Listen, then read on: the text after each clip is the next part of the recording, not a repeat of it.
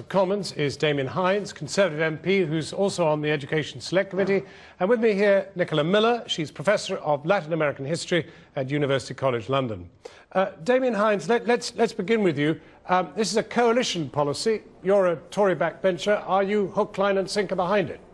Yes, I think it's a very good policy, because if we want to be able to have more and more young people going to higher education and make sure that our universities are properly funded and continue to be world-class institutions, then I think this is a very good package and makes most of the right calls. Well, Professor, you are part of a world-class institution. Is it going to make sense? There's absolutely no way that this funding package is going to improve the student experience or the reputation and the capacity of our universities to deliver world-class teaching and research. Why? Everybody's talking as if it was just a simple question of switching the funds.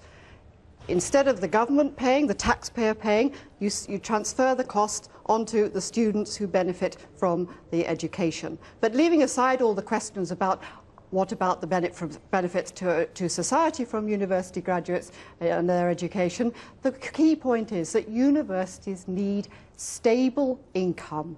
They cannot cope with a supply and demand model of student choice. And what is going to happen in departments? I run a department. I know what's going to happen. We're going to have to reduce the only costs that we can reduce, the fixed costs, which are our staff. We're going to have fewer people with world-class reputations as researchers and indeed teachers. The two go together.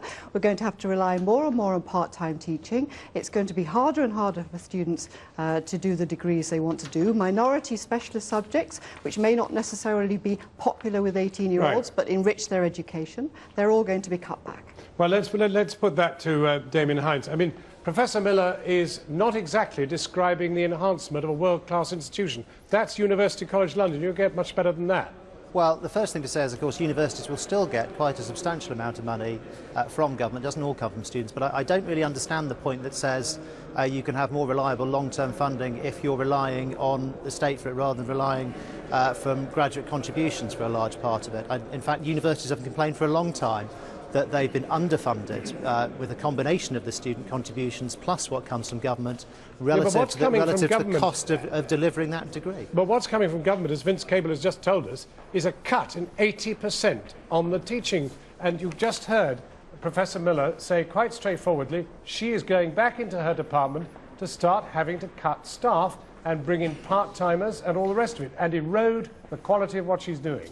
Well, there's been a colossal increase in the number of people in higher education in my lifetime, from 400 and something thousand 40 years ago to 1.3 million today. And if we want to continue to be able to offer those opportunities, then it needs to be funded in a different way, and all political parties accept that. But could you just address yourself to exactly what she laid out just now? She's going back into her department to look at how she can cut the only cost she can cut, which is teaching posts. Well, clearly, I don't know the details of the accounts in the professor's department, but there is no reason with these changes that sort of thing should happen. There'll be more of the funding in future coming from students, made more urgent by the size of the deficit that the new government inherited.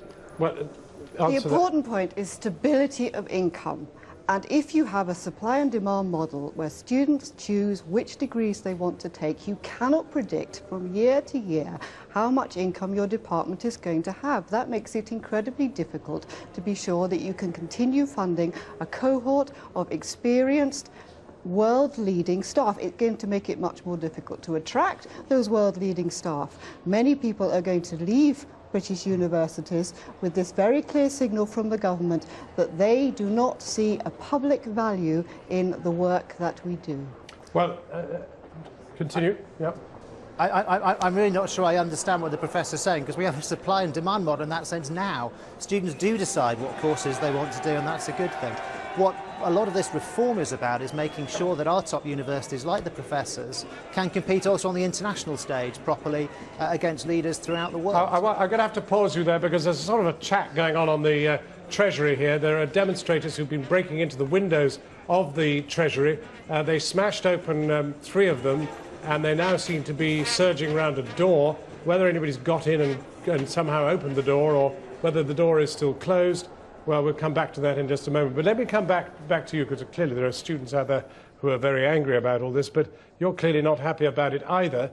It seems that the difficulty that Damien Hinds is having is understanding what your problem is when it comes to the question of, you're saying in the beginning, the stability of the government's funding, the fact that you were getting all the teaching fees from the government meant you had stability. Is that right? It gives you a degree of stability. I mean, we all recognise that there has to be a mixed economy in universities. That principle was conceded some time ago, that graduates will make some contribution to the education that they had. But departments need a degree of stability, and that has been recognised in relation to research, because the government has been relatively generous in flatlining the research grants. Why not recognise it too in relation to teaching, especially with all this talk about improving the student experience? The Brown report... Well, let me go back on that, because the thing which is really coupled with this is the one message the Tories have constantly told us is that they do not like a country living in debt.